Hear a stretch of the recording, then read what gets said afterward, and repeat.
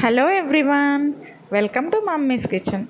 ఈరోజు వీడియోలో రెసిపీ వచ్చేసి తెలంగాణలో ఎంతో స్పెషల్ అయినటువంటి మక్క గారెలు. ఈ రెసిపీ తెలంగాణలో దాదాపు అందరికీ తెలిసే ఉంటుంది.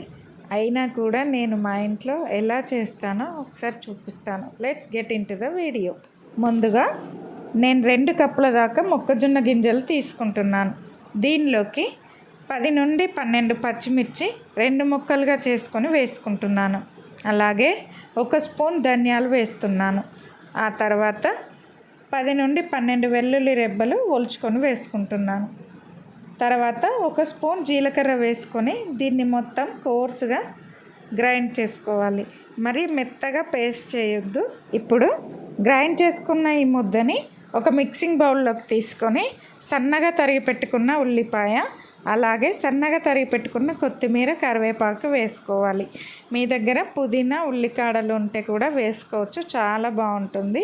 ఇప్పుడు రుచికి తగినంత ఉప్పు కూడా వేసుకొని మొత్తం ఈ పిండినంతా చేత్తోనే బాగా కలుపుకోవాలి.